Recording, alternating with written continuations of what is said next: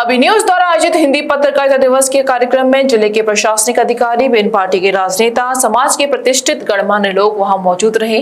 वहीं ब्रज का नाम रोशन कर रहे कलाकार हितेश भारद्वाज कार्यक्रम में शामिल हुए, जिन्होंने आयोजित हुए कार्यक्रम में अपने विचार रखे।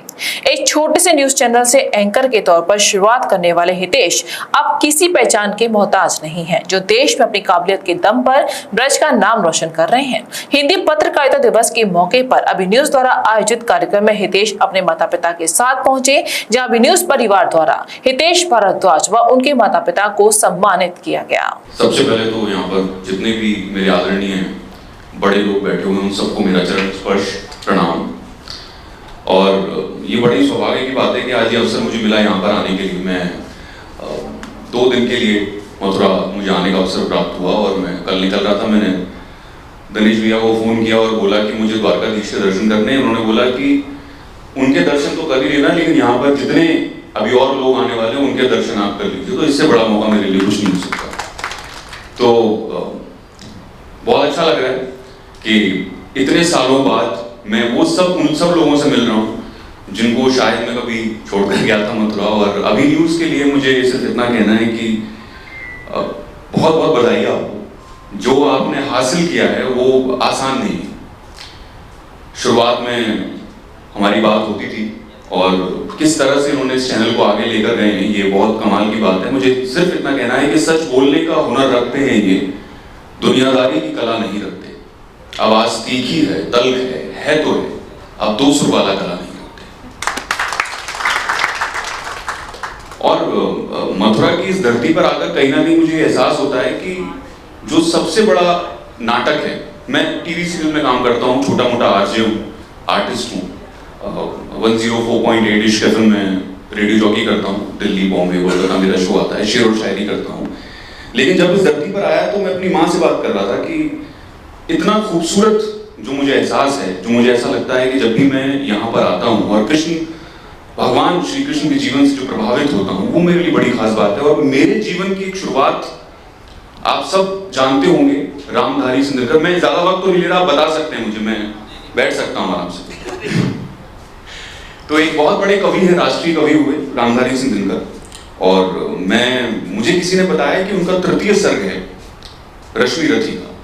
रश्मि रथी कर्ण के बिंदु से महाभारत लिखी गई और उसका एक 3य सर्ग है जो बड़ा खूबसूरत है और जिसमें कृष्ण ने अपनी लीला का व्याख्यान किया है। मैंने वो पढ़ा और वहां से मेरी जिंदगी जो है वो पूरी तरह से परिवर्तित हो गई।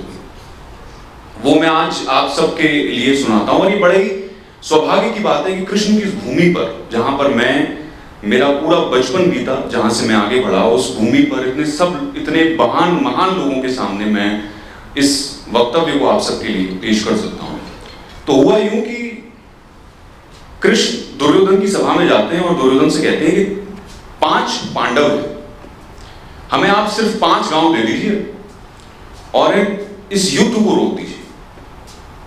दुर्योधन को 5 गांव नहीं दे पाता, उस युद्ध को भी नहीं रोक पाता और कृष्ण को धमकी देता है कि बांध दूंगा। उसके बाद जो कृष्ण का वक्तव्य है वो बड़ा सुनने लायक है। और जीवन में जब भी आपको कभी परेशानियां हैं, सिर्फ कोशिश कीजिएगा कि इसको आप याद करें, या एक किताब जब भी आपको मिले तो उसे पढ़ने की कोशिश करें। वो यूं है कि वर्षों तक वन में घूम घूम बाधा विघ्नों को चूम चूम से धूप घाम पानी पत्थर, पांडव आए कुछ और बिखर। सौभाग्य न सब दिन सोता है, देखें आगे क्या होता है। मैत्री की राय बताने को, सबको सुमार पे लाने को, दुर्योधन को समझाने को, भीषण विध्वंस बचाने को, भगवान हस्तिनापुर आए, पांडव का संदेशा लाए। 2 न्याय अगर तो आधा दो, पर इसमें भी यदि बाधा हो तो दे दो केवल 5 ग्राम, रखो अपनी धरती तमाम, हम वही खुशी से खाएंगे, परिजन पे असी न उठाएंगे। दुर्योधन वो भी दे न सका, आशीष समाज की ले न सका, उल्टे हरि को बांधने चला, जो था असाध्य साधने चला। जब नाश मनुष्य पर छाता है, पहले विवेक मर जाता है। हरि ने भीषण हुंकार किया, अपना स्वरूप विस्तार किया, डगमग डगमग दिग्गज डोले, भगवान कुपित होकर बोले, जंजीर बढ़ाकर साध मुझे, हाँ दुर्योधन बांध मुझे। ये देख गगन मुझ में लय है, ये देख पवन मुझ में लय है, मुझ में विलीन झंकार सकल, मुझ में लय है संसार सकल। अमृत फूलता है मुझ में, संहार झूलता है मुझ में।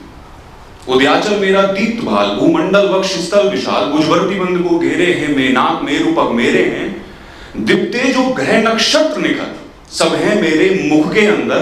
द्रग हो तो दृश्य अकांड देख, मुझमें सारा ब्रह्मांड देख। चर अचर जीव जग क्षर अचर, नश्वर मनुष्य सुरजाति अमर। शतकोटि सूर्य शतकोटि चंद्र, शतकोटि सरित सर सिंधु मंद्र। शतकोटि विष्णु ब्रह्मा महेश, शतकोटि जिष्णु जलपति गणेश। शतकोटि रुद्र शतकोटि काल, शतकोटि दंडधर लोकपाल। जंजीर बढ़ाकर साधने, हाँ दुर्योधन बांधने। भूलोक अतल पाताल देख, गत और अनागत काल देख। ये देख जगत का आदि सृजन, ये देख महाभारत का रण। मृतकों से पटी हुई भूल गई है, पहचान कहां इसमें तुम्हें। अंबर में कुंतल जाल देख, पद के नीचे पाताल देख। मुट्ठी में तीनों काल देख, मेरा स्वरूप विकराल देख। सब जन्म मुझी से पाते हैं, फिर लौट मुझी में आते हैं। जिव्या से करती ज्वाल सघन, सांसों में पाता जन्म पवन। पड़ जाती मेरी दृष्टि जिधर, हंसने लगती है सृष्टि उधर। मैं जब भी मूंदता हूं लोचन, छा जाता चारों ओर मरण। बांधने मुझे तो आया है, जंजीर बड़ी क्या लाया है। यदि मुझे बांधना चाहे मन, पहले तो बांध अनंत गगन। सूने को साध न सकता है, वो मुझे बांध कब सकता है। हित वचन नहीं तूने माना, मैत्री का मूल्य न पहचाना। तो ले मैं भी अब जाता हूं, अंतिम संकल्प सुनाता हूं। अब यहां से सुनिएगा। जब भी जीवन में आपको परेशानी आए, बस उसको ये कहना है, याचना नहीं अब रण होगा। याचना नहीं अब रण होगा, जीवन जय की मरण होगा। टकराएंगे नक्षत्र निकर, बरसेगी भू पर वहड़ी प्रखर। फणशेष नाग का डोलेगा, विकराल काल मुंह खोलेगा। दुर्योधन रण ऐसा होगा, फिर कभी नहीं जैसा होगा। भाई पर भाई टूटेंगे, विषबाण बूंद से छूटेंगे। वाय श्रृगाल सुख लूटेंगे, सौभाग्य मनुष्य के फूटेंगे। आखिर तू भूषाई होगा, हिंसा का परदाई होगा। थी सभा सन्न सब लोग डरे, चुप थे या थे बेहोश पड़े। केवल दो नर न अघाते थे, धृतराष्ट्र विदुर सुख पाते थे। कर जोड़ खड़े प्रमुदित निर्भय, दोनों पुकारते थे जय जय, दोनों पुकारते। तो ये जीवन का सार है। जब भी आपको लगे कि आप परेशान हैं, जब भी आपको लगे कि जीवन में विपदा है, तो अपने बड़ों का ध्यान कीजिए, उनका आशीर्वाद लीजिए और भगवान श्री कृष्ण की भूमि पर इस बात को आप दोहराइए। और मैं बहुत बहुत आभार धन्यवाद प्रकट करता हूँ तनेश भैया का कि मुझे ये मौका दिया, ये माइक वापस से पकड़ाया। मैं पत्रकार तो अब मैं कह सकता हूँ कि मैं हूँ, लेकिन एक छोटा मोटा आर्टिस्ट बन गया हूँ। तो उस दौर से मैं कहीं ना कहीं निकल गया हूँ। लेकिन मुझे बड़ी खुशी होती है जब भी मैं इस तरह के मंच पर आमंत्रित किया जाता हूँ या मैं मिलता हूँ। तो बहुत बहुत आभार आप सबका, बहुत बहुत धन्यवाद। मंगलायतन यूनिवर्सिटी 1.5 दशक से शिक्षा के क्षेत्र में नए आयाम स्थापित कर रहा।